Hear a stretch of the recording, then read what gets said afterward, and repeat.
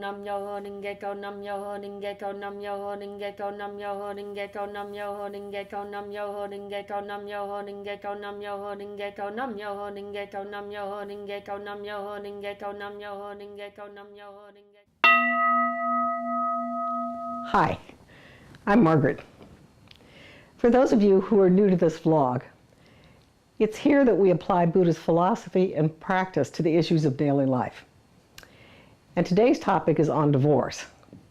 We're going to be answering the question, will divorce really change your life? Are you debating whether or not to get a divorce right now? In this vlog, I'm going to share my own experience with divorce, which illustrates how you have to change yourself to change your destiny. When contemplating a divorce, people tend to think this way. I'm going to leave all these problems behind if I get out of this marriage. But getting a divorce is not necessarily going to change your destiny. I'm sure you've probably heard of someone who left one marriage only to attract another relationship just like the first. Or the same problems seem to show up in different kinds of relationships. Buddhism explains this through a concept called the simultaneity of the law of cause and effect. It says that every time we think, speak, or act, we simultaneously set a seed in the core of our life, which will manifest at some time in the future when the circumstances are right. The law of cause and effect is totally impartial, as is the law of gravity. You don't have to know about gravity or believe in it, but if you drop an apple, it's going to fall. Like that, if you set a seed cause in your life, it will inevitably manifest at a later time. Every difficult relationship has lessons to be learned by both parties. Once one of the participants have learned and acted upon their lessons, then that person will have accomplished a change in their destiny. If a problem turns up over and over, the lesson has not been learned and your destiny remains unchanged. So let me give you my personal example. In my first marriage, I was married to a man who always chose to work for himself. Unfortunately, he was never able to succeed in business. He would start a business and it would fail, and then he would start another and it would fail. It was excruciating. We lived in a time when the father usually supported the family. We had 3 children, so it was hard for me to go to work, even though I did have a profession. He tried very hard, but wasn't able to support the family. It was very hard on everyone, as our finances were totally unreliable. Since I saw the problem as his fault, I tried for 15 years to influence him to work for someone else for a salary. But he couldn't bring himself to work for someone else. I was trying to change the effect, his behavior, without looking for the cause in myself. What I didn't realize at that time, that I was looking to him to solve the problem for me, rather than looking to myself. I was looking outside of myself for a solution to the problem. I didn't realize at that time that I had the karma to have a husband like this due to my own past causes, and in order to change the situation, I would have to change myself. Don't we always assume the other person is to blame? Boy, I did. I had found work in my profession, but didn't make enough to support my 3 children without some income from him. I was working my way up in the organization and gradually coming closer and closer to my goal of being able to support the family alone, but I continued to wait for him to change. And waited, and waited. Finally, an incident occurred, which was the final straw. I realized I was going to have to take charge of my own life and stop waiting for him to change. I told him he had to find a job or I was going to divorce him. I waited for 3 months to see what would happen. Nothing happened. It was abundantly clear to me that he would rather divorce than make the necessary changes. Once I divorced him, my whole financial life came into balance. I had changed my destiny because finally I had changed my habit of looking outside of myself and taken charge of my own life. His financial life continued as it had been until the end of his days.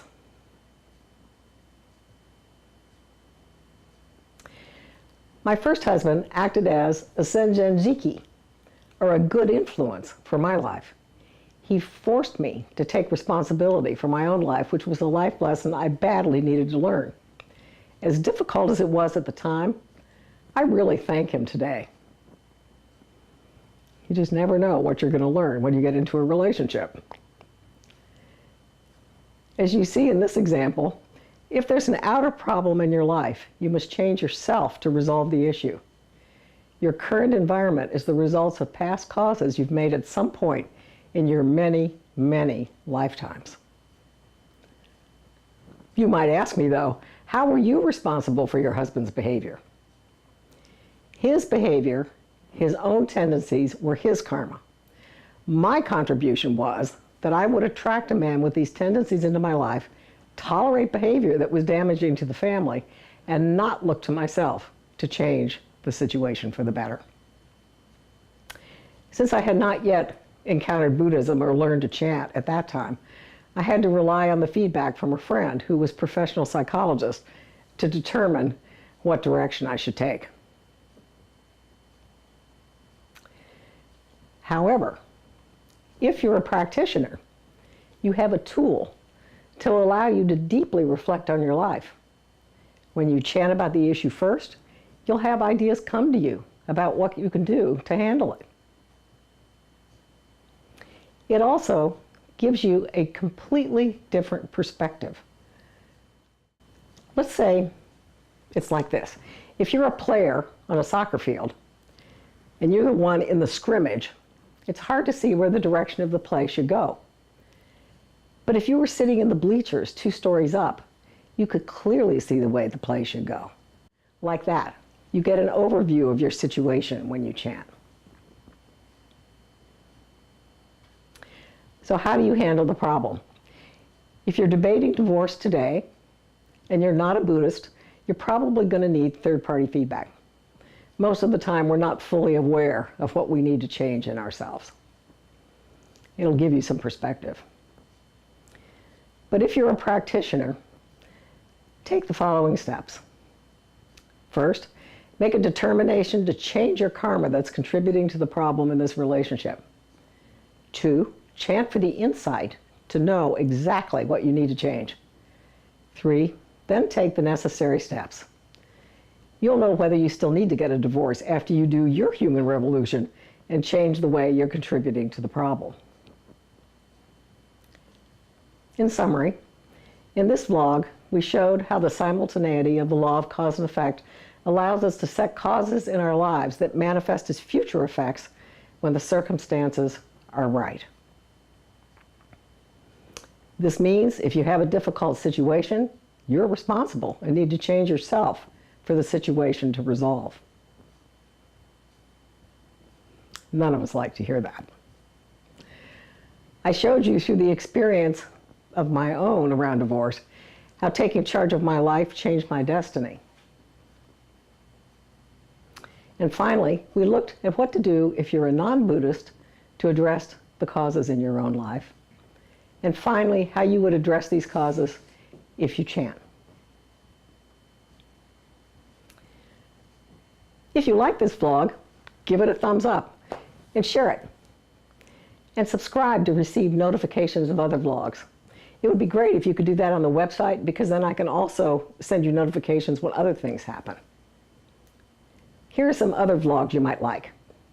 Number 1, 3 steps to stopping vengeful thoughts. 2, are you missing a step when chanting for a goal? 3, 8 steps to master the way you think. Now, I want to hear from you. Send me questions and comments, and I'll use them for this vlog without using any names. Next time, I'll be starting a series on how we can get in our own way when chanting for a goal. So I'll see you in 2 weeks.